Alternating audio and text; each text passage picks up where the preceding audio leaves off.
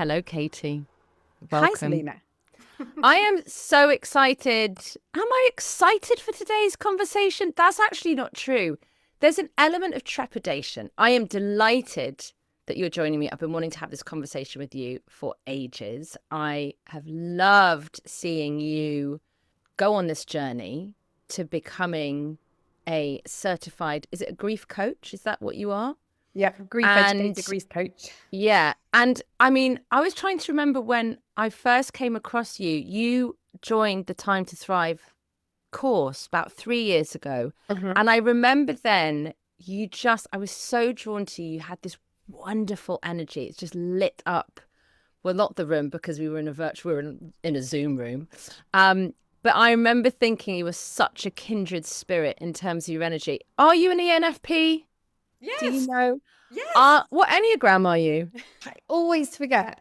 Are I you a I seven I can't remember. enthusiast? I don't know. I'm convinced we're basically cut from a very similar spiritual and energetic cloth. Um, but so I was determined. Well, I would just basically set an intention for you to join the Project U Club, and you did. I don't want that to make it sound like I manipulated you into it, but I'm delighted that you're in the club. And because of that, I've got to see this journey of yours into becoming a grief coach. And I, having done a little bit of grief work, I did the bridge with Donna Lancaster, Mm. which introduced me to a way of processing grief, all kinds of grief, understanding grief.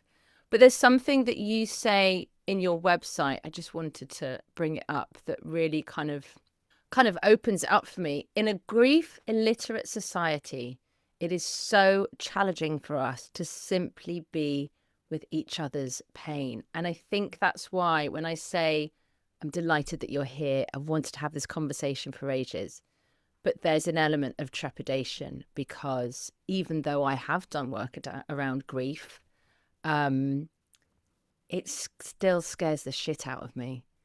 Going through it myself, the grief that is to come, knowing how to support people going through grief, like I'm really like feeling it here in my solar plexus, like the, oh, and yeah, kind of wanting to not look at it, run from it, hide from it. And so I think, therefore, I know how important it is to face it and talk more about it.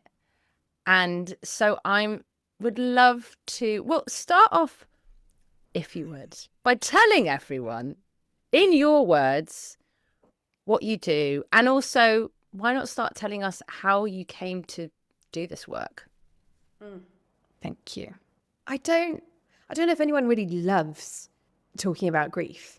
I mean, I don't know, but for me it's definitely not something that I ever thought I would be doing. And yet there's such like a deep pull that I feel, and like I feel so honored, like deeply honored to be able to do this work. It's a real funny one because when you say that, like, resistance, I 100% felt that resistance for a really long time.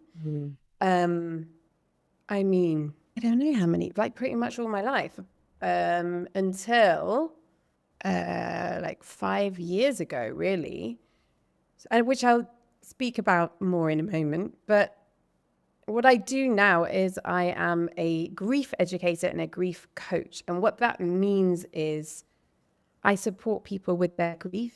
I support people to be able to be with their pain. And that might sound awful. And it's not something that you really want to sign up for. I want to be with my pain. And yet, it's such a powerful thing when you give space for your pain, when you give space to understand what it is you need. That's what's so extraordinary, and that's what feels so honoring about it. I'm also trained as a therapist, mindfulness-based psychotherapy. So I do both. Did I not tell Oh, you I that? didn't know that. So I I have didn't therapy know that. clients. Oh, Um, wow. Mindfulness-based psychotherapy. yeah, What it's is a mouthful. that? Yeah, In it's a a real in a mouthful. nutshell, if you could. It's about being with whatever arises, Oof. is the most simple way of saying it. Yeah. And it is different to the work that I do as a grief coach. And I'm giving you that background that I also have like therapy training and the grief coaching and the grief education. And because I guess people don't come to you saying, I want to sit, I want to be with my pain. They come to you saying, I'm guessing they come to you saying, I am grieving and it's really hard and I don't know how to get through this, because it turns us inside out, doesn't it? But from standing from the outside, and I have experienced grief. I haven't experienced that big, enormous turning you inside out grief. I've been there for other people who have, but that is yet to come for me. And so I don't know firsthand experience what it is to lose someone that you deeply love and are incredibly connected to. But standing from the outside of it, it looks like a very painful but an extraordinary journey. And having been through the bridge with Donna Lancaster, which was all about processing grief and loss, but coming out of it with the gold, of it.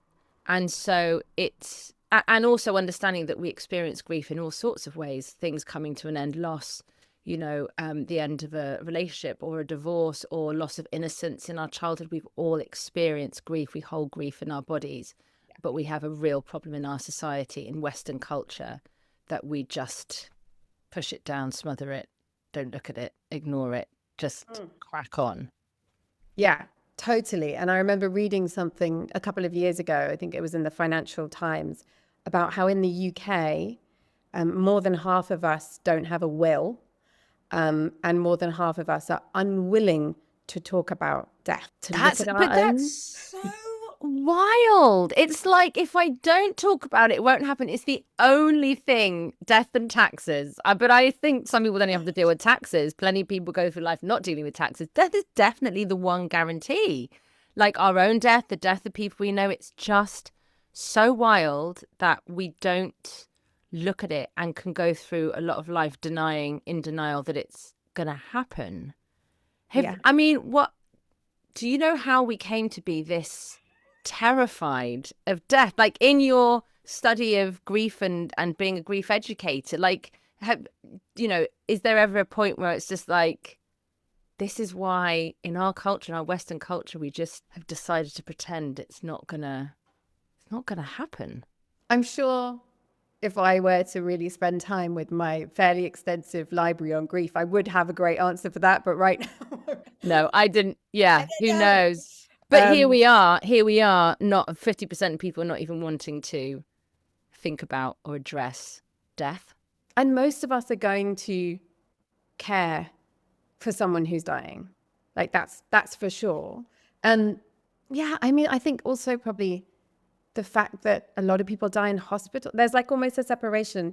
I mean, I'm feeling into this, but you know how so many of us now give birth in hospital, so many of us now die in hospital. There can be a resistance for people to want to spend time with someone's body. At least when I've talked to people about it, some people do feel that way, and yet it can be so very powerful. And I know that it was for me, and it was important for me to be able to do that. And maybe that is because people just don't feel able to talk about it. So there's this pushing away, there's this distance.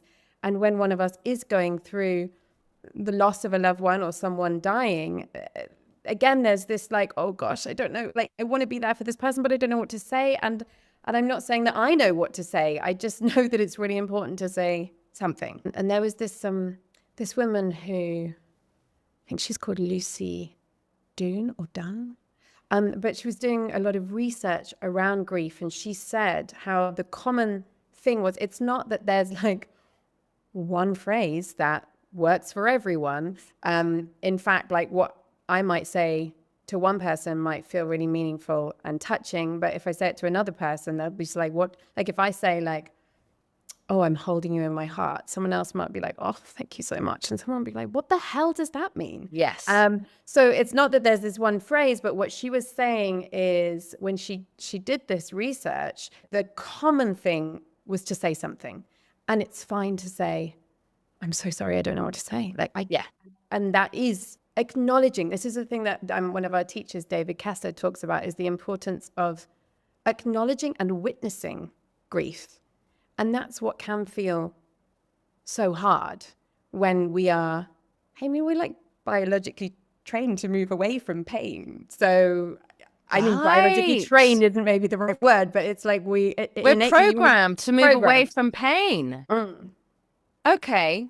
Well, then that helps me to add a layer of compassion to that, you know, what we're doing. What seems to happen is people move away from the person that's in pain, the person that's grieving, because there's a programming, you know, biological programming to step away from pain. And I guess particularly, but what we have in so many other cultures and what we used to have so much more was a process. Yes. When my father-in-law died in Venezuela, and they're Catholic, I think first they go, I mean, they're really into going to church. So like, I think they went certainly every week to honor him and to remember him for like a good few months. And then once those few months had passed, it was once a month that people would go to the church to honor him. And so you've immediately, it's like plug in, press play. This is what we do. Yeah. And so you have a container.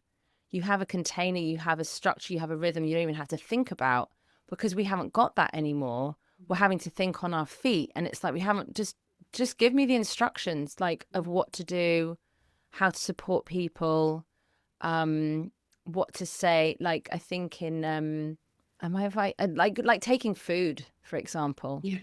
And, you know, can be a lovely thing to show support. But it's just so hard. And of course, then it triggers all of our stuff and our fears and our own grief, unprocessed grief. And it's a real shit show without having the guidance. So tell me about the guidance because there's two sides of it. There's going through grief yourself when you're in it. There's supporting other people while they're grieving. And the piece that I'm interested in as someone who hasn't yet experienced great loss is, how do I prepare for it? There's a brilliant book, and I interviewed both the authors. We All Know How This Ends, and it's an end of life doula, Anna Lyons, who's amazing, and I forget the name of the lady who's a Louise female. Winter.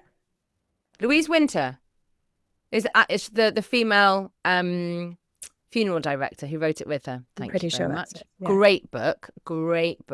And that really has given me a lot of understanding of the dying process and like the practicalities of it. But I think I'm curious if there's more I could be doing to prepare for the grief journey that I will inevitably go on. I really want to speak directly into the book that you mentioned. Oh, yeah. It requires giving a little bit of context, but trying to think what year that would have been, 20 or early 2021. I was in the UK folding laundry in this tiny little cottage that we lived in that I really didn't like living in. I was listening to that interview with the authors of We All Know How This Ends, the interview that you were doing. And I stopped folding and I was like, okay, I really need to focus. And I bought the book. And that book was so monumental in changing my own experience with caring for my mum and my mum's death. So I want to thank you. Oh my God, full circle. For interviewing those brilliant women, because what happened, I started to read that book and it really helped me make sense of what was going on in my life. And I might have to jump back to explain what was going on in my life. Please do, yes. 2020, COVID. In February, a couple of weeks before we went into lockdown here, I had our second child, Isla. And then, COVID's happening. And I just really had this sense that I really wanted to be with my family. I think for many people who during COVID times were living in a different country to their family, if they have a strong relationship with their family, it was really felt very hard to be apart. Because you're in Spain. You're in Yeah, oh, Spain yes. for people to know. Where here is Spain. You don't know? Yeah, this is Madrid. So we were really struggling to get a passport for Isla, but we managed to get one. We went to the UK and we were meant to be there for a month because we try and escape the heat of the summer. And we've been doing that for a few years. So Isla was 6 months old. Remy was just turned 2. And we went to the UK. And then when we got there, with this ridiculous situation where my parents, and we were really strict on distancing. So they were sleeping in the field. So my parents were farmers. They were sleeping in the field in a shepherd's caravan. And we were in the house, me and my husband and the 2 kids. I think it was was it even 10 days? It was a long time. Anyway, I remember at a distance just noticing something's not right,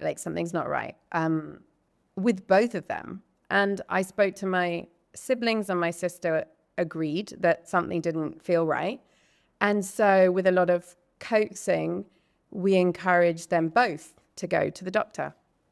And Stuart and I just decided to delay going back because we wanted to understand what was happening with my mum's appointment. And so on the 7th of September, 2020, it felt like that moment where the rug was pulled from under my feet. And it feels tender, it feels tender just thinking back to it now because life was just going on and I was just, enjoying life, enjoying being a mum, enjoying having a toddler and a baby. And then mum came back from her appointment with a neurologist and she said that she had motor neurone disease, which was a big shock because we thought it was some kind of reflux thing. And it was to do with if she had this FODMAP diet, there was many doctors saying different things. And what was really hard in that moment, and I remember exactly where she was standing in the kitchen when she told us, is she then said, right after delivering her diagnosis, she then said, I'm going to have to get very good at acting. And she said how my grandmother had the same illness. Oh, did she? Yeah. And we had no idea there was any genetic links until that moment on the 7th of September. And I was she just said because Granny lived with such grace with that disease. And then I remember saying to her, Mum, am I going to have to get really good at acting too? And then we both cried and then we both started laughing. And then I was very confused because it's so then that was it a Monday? I'm trying to remember what day it was. Because then my dad went to the doctor on the Friday, and he was diagnosed with dementia. I wasn't sure if we could swear. So swear away. So in that moment, everything changed.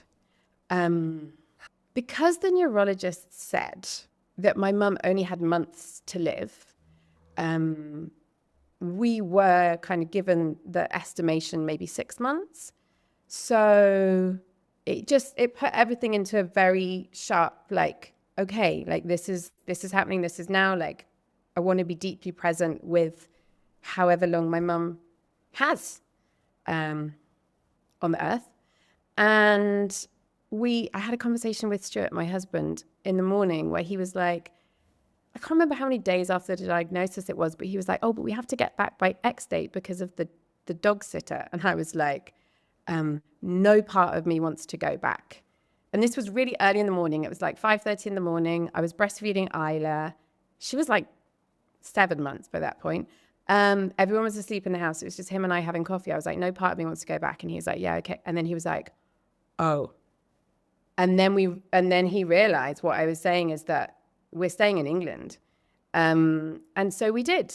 And so we only had one bag, which was 23 kg, because we thought we were going to be there for a month. And I'm trying to get to the point of where I was with the book about we all know how it ends. This is a beautiful story. Just let it keep unfolding. So there was the added element of who's going to take care of the farm. So my siblings and I became directors of the family farm in an instant. Mum was still fully cognizant, although obviously she had to face the fact that she was going to die soon. But my dad didn't know he had dementia. When he did the assessment, he didn't know any words beginning with A, but he was in full charge of the entire family business. He was running the farm, doing all the financials, doing everything, but he didn't know words beginning with an A. So this just gives you like the extraordinary nature of like, how do we then take on the responsibility of the family business, none of us being farmers, and hold that and care for my mum and care for my dad and care for a baby and a toddler, and now not have anywhere to live. So the level of grief, and I think you really named it so well at the beginning, because I think so many of us think that grief is specifically around bereavement, someone dying, that there's actually just so many different ways we can experience grief. And David Kessler talks about grief being a change that we didn't want. Wow. I love that. That is just so like, there's such a kind of directness to that. It's just like a what is to that. That's just, wow. Because when as listening to you tell your story, and that moment where your mum comes home and gives her diagnosis, it's like the grief starts there. That's the moment where your journey with grief begins. Then your dad, then all the losses that then domino effect off the back of that. But you're grieving before anyone's died, which is also a big part of the journey that, again, I remember speaking to a friend whose mum had a massive stroke, like one of the biggest strokes you can have. And it really impacted on her. At first, she couldn't even talk. And it was talking about how that struggle with not feeling you can grieve the loss of a parent who's still alive, or the loss of a loved one who's still alive, but they have fundamentally changed from being the person that they once were for you and the relationship you once had with them. And dealing with that grief, again, it's like, how do you navigate that? Because when someone dies, we know what to do, when we have a funeral and we're allowed to grieve. But, when they're not gone, they're still here, but not the version that you know and have a relationship with. And when it's slow, like, or presumably like with your parents, it's how did you deal with your grief? Because of course then you didn't have any of the tools you have now. And so often I hear there's people who go into grief education, grief coaching, grief counseling, is because they went through a big loss and grief and realized, I don't have any fucking tools for this. And then it then becomes a calling to help others to sort of navigate it when they're going through it. But how did you deal with that grief and your grief and your parents' grief and your siblings' grief? Like, there's and everyone's grief, I guess, has a different flavor to it. People deal with their grief in different ways, right? Yeah, completely. And I think that it's interesting that you named right at the beginning when you were talking about, grief of the end of a relationship, that there are so many pregnancy loss, baby loss, dementia. When you're losing someone, as you said, they're not the same.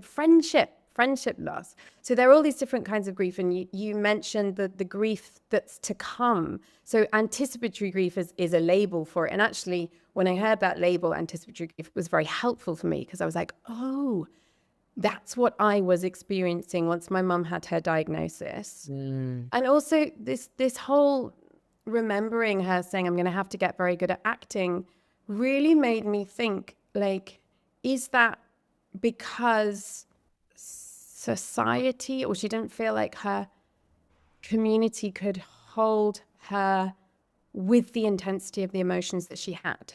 And for me, there's this thing around grief myths. Like, I really felt like I had to be really strong. I had to be really strong. And there was at times a certain level of masking, but also there were times where I completely was able to be like very real with my mum. And coming back to the moment where I was folding laundry. So basically from that point, why does it come back to laundry? But from that point of diagnosis, we then lived in the house until, like, in the farmhouse, which was like really not ideal for everyone. But we lived there until November, when we found a cottage down the road, which was just a walk away. So I could still be there every day. And in that cottage, when I was folding laundry and I heard that podcast, We All Know How It Ends, and I knew I just had to get that book, and I got that book. And what was so profound about the work of these two authors is that it was so practical. I was like, okay, Mum knows she's going to die. She doesn't want to talk about it, but she knows she's going to die. But she was saying things like, we need to do this before I die. We need to put this in place before I die. So she was saying those words, but like, to talk about funerals, she was very resistant initially. But then one summer day, I remember I got the book out. I sat down with Mum in the garden with my brother, and I went through. The book has like a checklist. I haven't re-looked at it for a while, but there was a checklist, and we were asking her direct questions about her moment of death. Like, do you want natural light coming in? I mean, like, extraordinary precision. And because I had the book in front, and we were laughing at the same time because it was so awkward, but it was also like, she was giving really genuine answers. I remember she was like, you can hold my hand, but don't you dare stroke me. So like, we were laughing. We were like, okay, great. And then through the list of questions, she was also like saying things like, at this point, I don't want my grandchildren to see me. At this point, I don't want my best friends to see me, just my siblings, just my children and my husband. Like, she was able to gain a level of clarity and advocacy around her moment of death, her death, through this book. And I discovered this book because you interviewed those two women. Well, you see the power of a podcast, Katie. Where will this podcast episode go to? But this is why I really feel that having these conversations, that's why I love podcasts, because we can reach people with these conversations that I really feel like we need to have and we don't have enough. And I just want to broadcast you out to every person that is going through grief right now, and that will one day go on that big debilitating grief journey. Because I mean, I've lost the dearest friends, one not that long ago, and yeah, you know, that of course experienced grief, but I think it's the grief of losing someone who is a real anchor in your life, a sort of, you know, and a parent or a partner, a child, best friend, like that. It's just a different turning it inside out journey. So how did you respond to grief? So it was good getting practical. I always feel like it's good getting practical to the degree that people want to.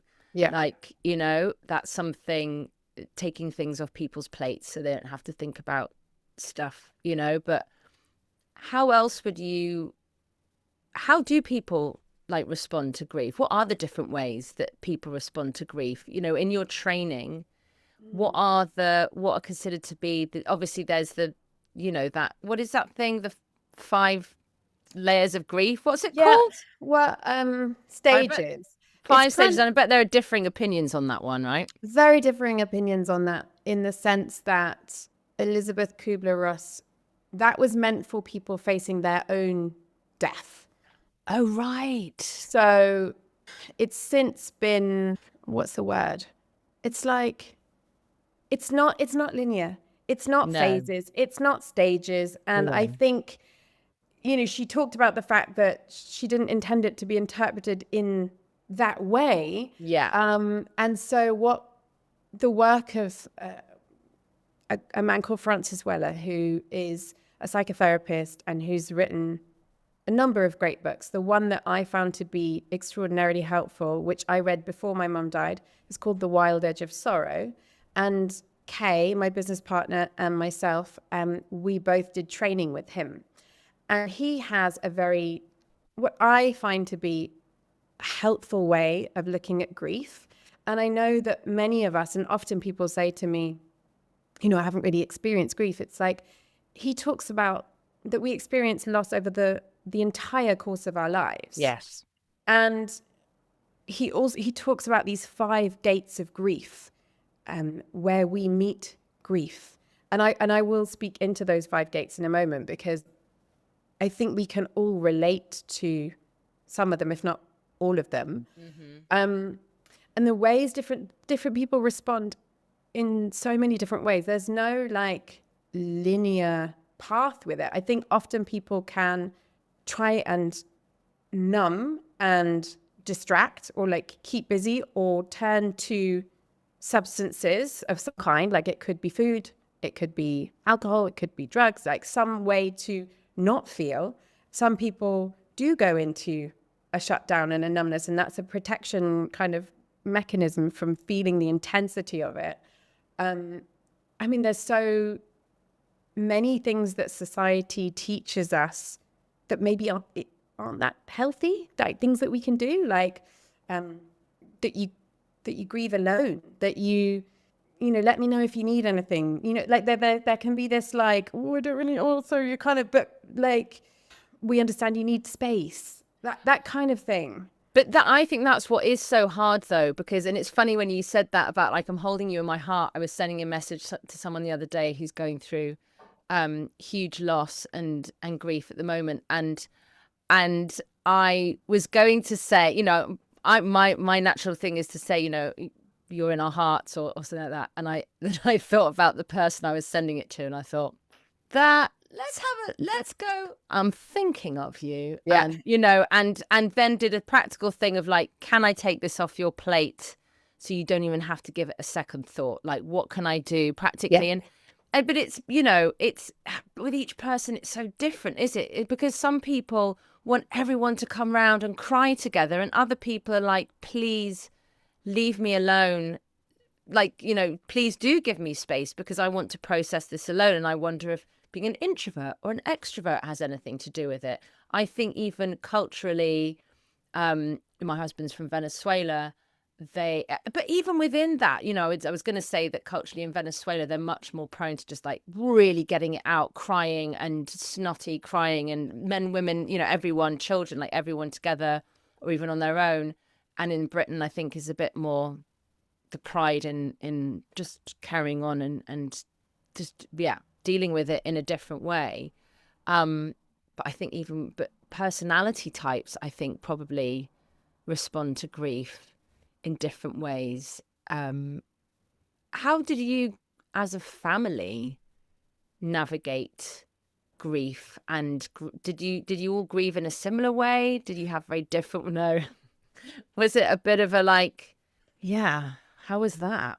I mean, I'm laughing because it's like, it's such an interesting question, and it is this. I can't remember who says it, but like grief is as unique as a fingerprint. Like we all experience it in such different ways, and even if that person is your mother, for example, of course, like we're all going to experience our grief in our different ways, because much like what you said, the work that we do with the grief coaching, grief education, it's about supporting someone to understand what the loss represented to them. So it's moving from events-based language to loss-based language. And we talked about loss being over the course of your life. You're experiencing grief and loss over the course of your life. So you might think, oh, I haven't experienced a major loss. But actually, when you like sit down, and we do this exercise with our clients, and some clients will do it on an A4 piece of paper. Some clients will do it on like 4 A4s taped together. Some clients will do it on a flip chart. You map the loss over the course of your life. You look at the losses you've experienced in your childhood. You look at the losses you've experienced in your adulthood.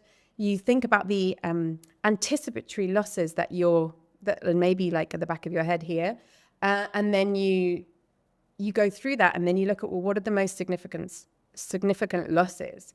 And if I can give an example, so for example, on a loss cycle, rather than write, you talked about childhood, you said like loss of innocence. So perhaps rather than write, I was assaulted, you would write, I lost a sense of safety and bodily autonomy. Yeah. Rather than I moved house, I lost my sense of belonging.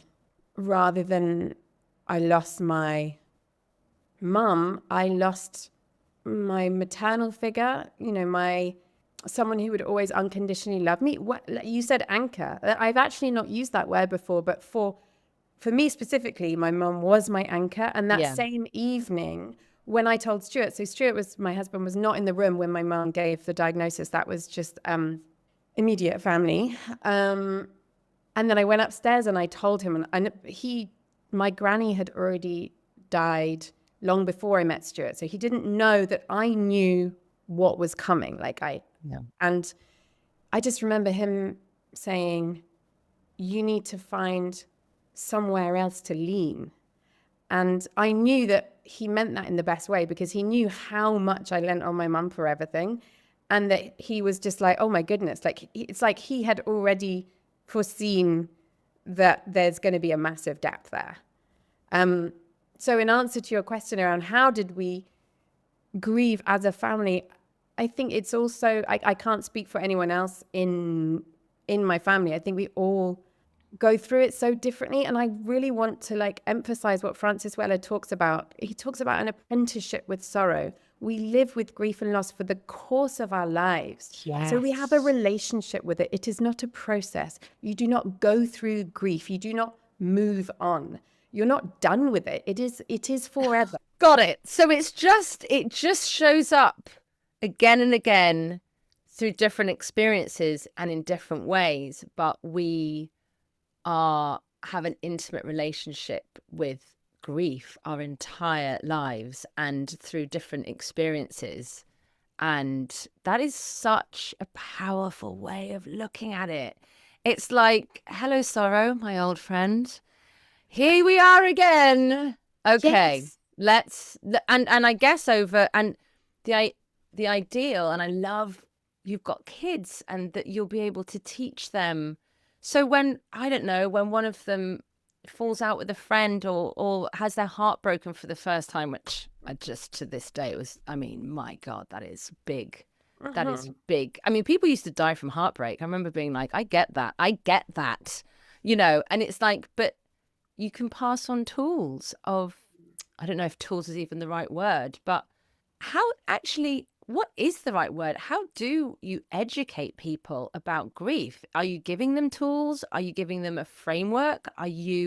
Is it through storytelling? Are you witnessing? How do you guide people? Is it through grief? What is it? What is it? I love that it's a relationship. That's Yes. given me a completely different way of even holding it in my hands. Oh, so holding it in my hands. Francis Weller talks about grief being like clay. Right. So what happens to clay if you don't hold it in your hands and you don't mold it? Well, it dries up and crumbles. Yes.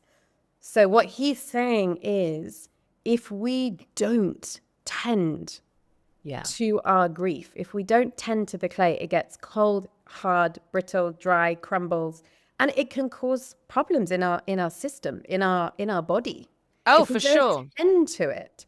So he talks about keeping the clay of grief warm. So how can you tend to your grief? And there are tools, and I love that you use the word tools. This is what I love about coaching, and I see the way I do grief coaching is very different to how I do therapy, and I love both.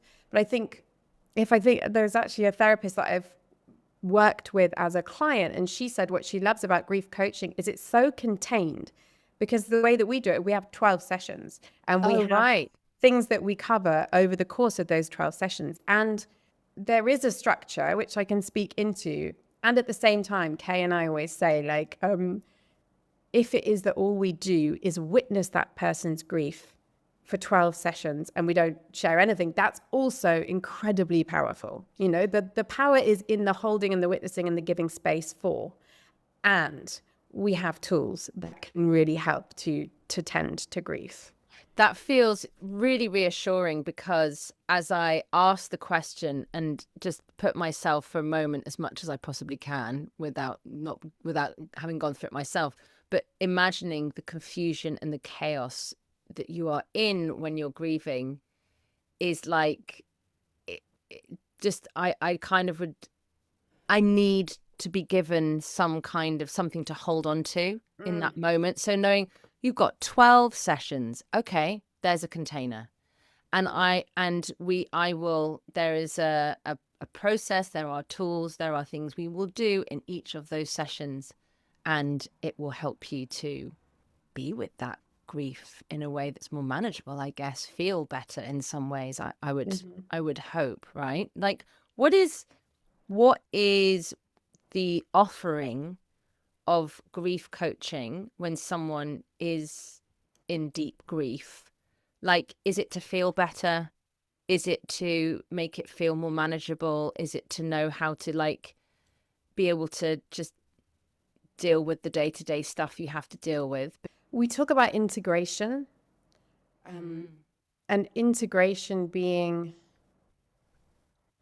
to be able to integrate your grief, understanding the emotions, because grief, like, I think on these wheels of emotions, like in the past or even like in the present, I'm sure if I Google it, grief might be like one little segment, and we're like, no, grief is a whole state. There's a whole host of emotions that come with grief, and you can be feeling many of them during the course of even an hour. Yeah. So we talk about these 12 sessions enables you to better understand your loss, your grief, your dominant emotions, and your needs. So behind each of those emotions is an unmet need. Like, what is that feeling of guilt? What's the need there? Oh, there's a need for connection. Or, oh, there's a need for acknowledgement.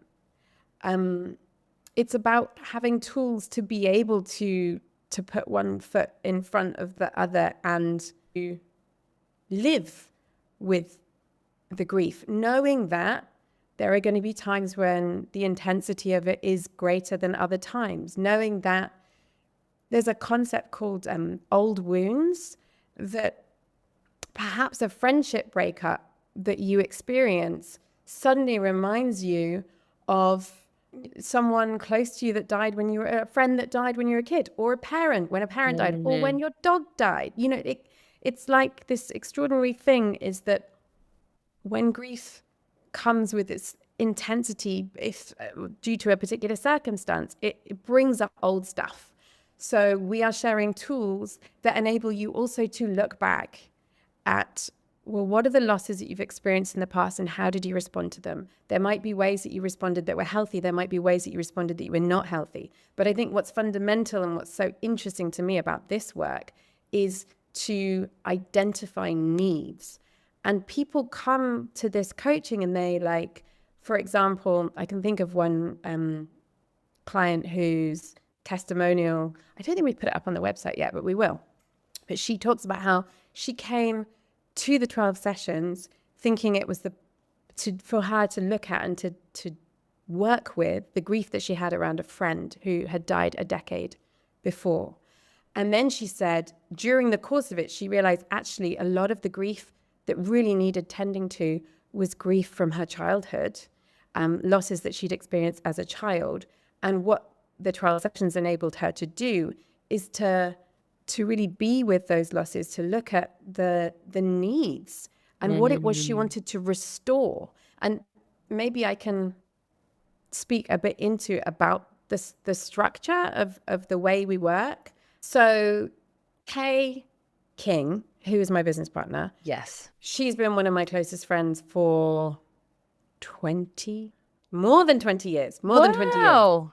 So, yeah, so we have like our whole lives that we have, not our whole lives, but like more than half our lives that we've really supported each other through various kinds of loss. And so she was the one that told me to get the book, the Frances Weller book, when mum was ill. And I mean, we ended up working together on a separate project. Like after mum passed away, we worked together on a project around self-advocacy, particularly for women.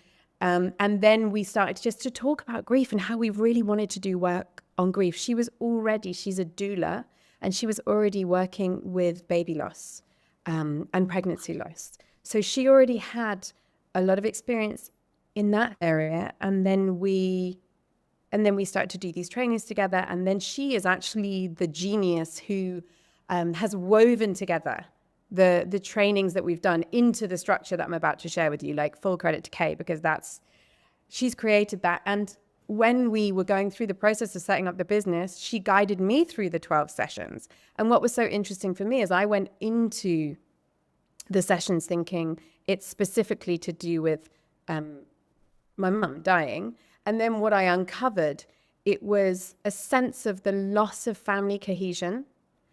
And it's not that, we're all very close and loving. It's not that we've all fallen apart, but she was the pin that would organize all the family things. Yeah. And it was really interesting to be like, oh, what I miss is like the farm where I grew up was the place for all the gatherings. And my mum would do the organizing and the bringing together of all the people and the cooking of all the amazing food. And that's really fundamental for like all the joy and the love and and it's suddenly, and she also died right before Christmas on the 21st of December. So like, you can imagine us trying to like make a Christmas meal, which we did. But just to name that people come into this thinking it's this specific thing, but then what they uncover is something else. And what many people uncover is actually that they might have lost parts of themselves. Wow. And their grief is for the parts of themselves that they lost. So then we can apply the tools for them to understand their needs, for them to connect with the parts of themselves that they've lost, to restore the parts of themselves that they've lost. So an example might be a loss of a sense of joy, a loss of a sense of safety, a loss of a sense of creativity. And it's like, okay, so how might you restore that part? So it's very action oriented. Like people come away with specific actions, with session work, with ways in which to tend to their grief. Because you were asking, like, what does the offering bring? It by understanding your grief and understanding your needs, you're able to then take action to have your needs met. Yes. And that in turn must make you feel better and more able to cope with day-to-day life, which can be, when you're really in the throes of grief. I remember someone I was very close to going through grief, and he was saying, I'm scared that I'll be stuck feeling like this forever. And I was given a book on grief, and literally page 5 was like, often we will feel that we're going to be stuck feeling like this forever. No, you're not. And I was like, read this. There you go. And it was, but the comfort in going, oh, okay, right. Okay, good to know. You get it. This book gets it. It's named it. And it's okay. Like, you're not going to feel like that forever. It's a very natural fear to have. But yeah, it's it's just so fascinating that and so reassuring that we can have this guided process. And actually coming back to me knowing that, and, being prepared that I will very likely, unless I go first before all of them, will go through losing, but then then there would be the grief of if I were to know that were to come. But it's actually not so much being prepared for it, but knowing that there are people like you to go to knowing that there is a container that a safe container that I can go and be in, that can guide me through that journey. That for me is almost enough to know, okay, all right, that's okay, good to know that is there. And that also allows, because there is real beauty in the rituals that come with different cultures of grieving and saying goodbye, particularly, when it comes to death. But there's something, being able to go on a journey that is unique to you and unique to your situation, unique to your personality, so that those 12 steps feel like they can really, it can be a bespoke guidance And they're not steps, like in terms of the sessions. It's not like a 12-step program. 12-step program. Although I've heard great things about the 12-step program, but no, it's not steps. But yes, it is 12 sessions, and sometimes people want more in the future, and sometimes people want something different. Like, if you're like, sometimes someone is working with anticipatory grief and someone in their life is dying, and they want somewhere to go to just be able to speak into this is what's happening. And I love what you said about rituals, and in the company that Kay and I have is called Rituals for Being. So we talk about, once you've identified your need, that there are 3 different ways in which you can have that need met. So one would be a request. So if I have a need for acknowledgement, a request might be that I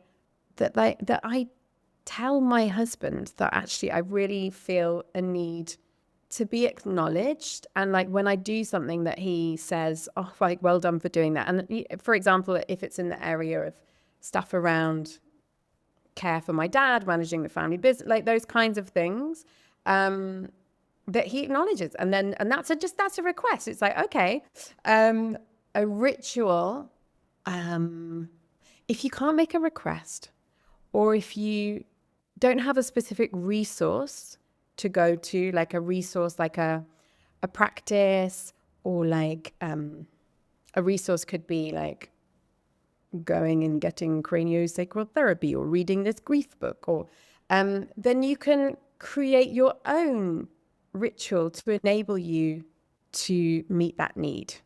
Wow. And that can be as elaborate or as small as you desire. Like, some people might create an hour-long ritual. Some people, it might be a 5-minute ritual. Like, the idea is that you are able to find a way to meet that need. You set the intention to meet that need.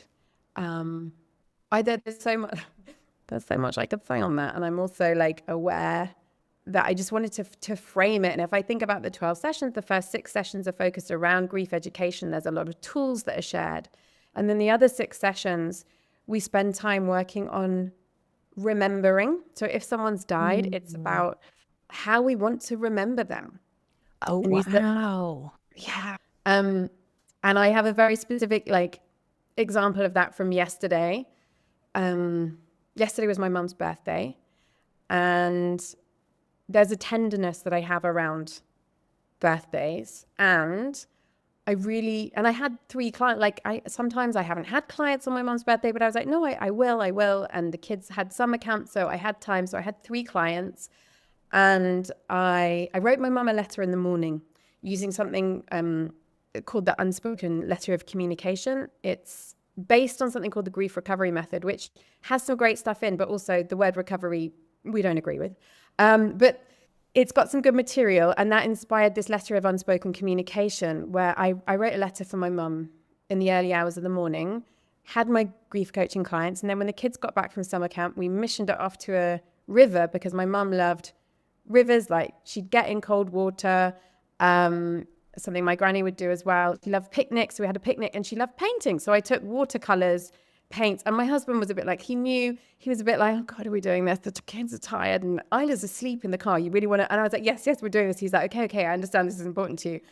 So we went and couldn't find the bit of river that I wanted, started to get frustrated. I could feel the tension. And then Remy found it, and it was perfect, and it was just us. Aww. And we got in the water, and it was magic. And then Stuart, bless him, said, like, he asked the kids, what are your favorite memories of Bama? And this is really interesting. Stuart has like a really bizarre sense of time. Like, I was like, I was 1 when she died. Like, I don't think she's going to have memories. But anyway, he asked the kids, both of them. And Remy said something so sweet. He said, I remember walking around the farm with her and her helping me climb over a gate. And he was 3 when she died. And then the kids asked us, what are your favorite memories? And we just talked about the ridiculous amount of laughter. Like, my parents would just laugh so much. So we were talking about some of those ridiculously funny times. And then the kids sat down to do some painting, and I didn't want to influence what they were painting. And I asked Remy what he was painting, and he painted my mum helping him get over a gate. And I was like, oh, it feels really good. So that was a way of remembering. So I have like specific dates where I do things to remember and honor, being birthday, being death anniversary. And that's, I have an altar at home here with stuff. And it's interesting because, you know, I've got a candle lit for mum now, and she actually didn't really like candles because she always thought about like the house burning down. But I do I have an altar with all these things that the kids bring stuff. They make things at school and they give it to her. And it's been almost 5 years, but they still do that regularly. They pick flowers. Oh, Bama would like this. She'd love this stone. She'd love this.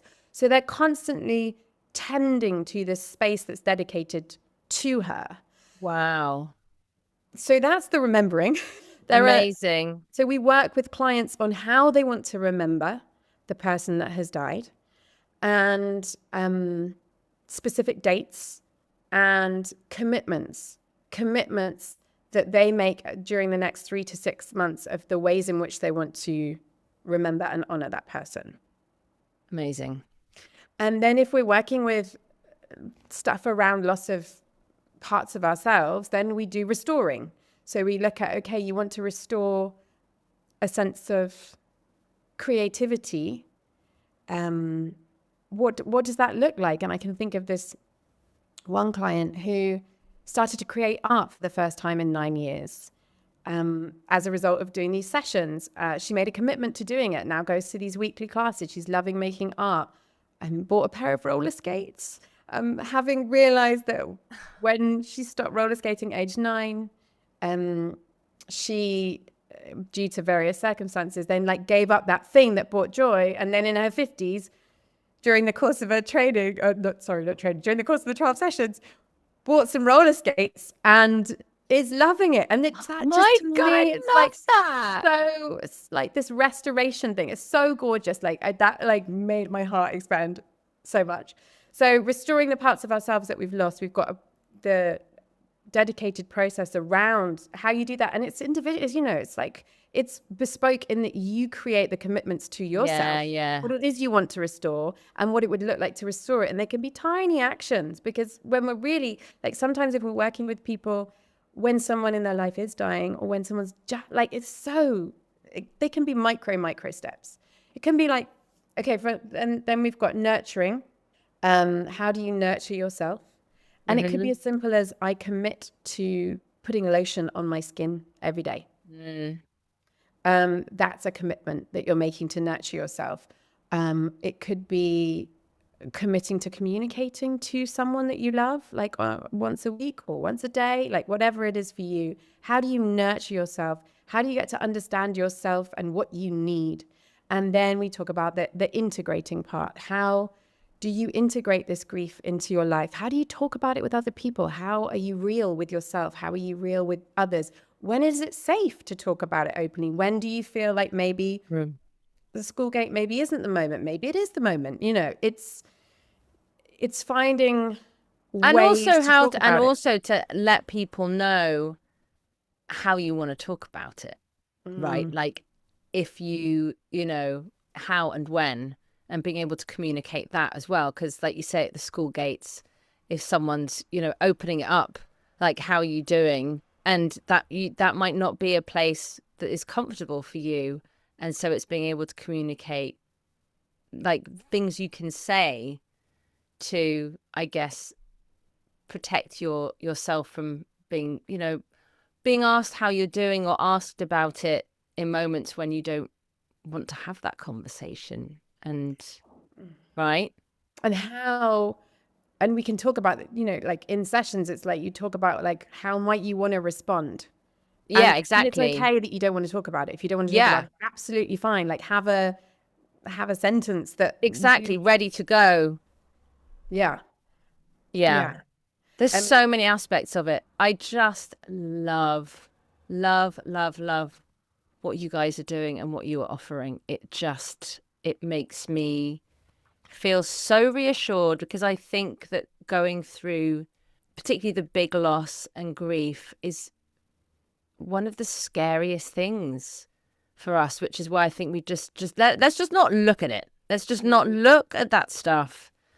But I think you can't really prepare for grief, can you? But knowing that there's someone to go to and a space and a container and that can help me when I'm going through that just feels so incredibly reassuring. So thank you. Thank you for being here today to share all of that, because it's just so good to know that it's there for when we need it, or for people who are listening to this who need it right now, that it's available. Because I don't think so often we don't know. I mean, yes, we know about grief counselling, but I think we can make a lot of assumptions of what that's about.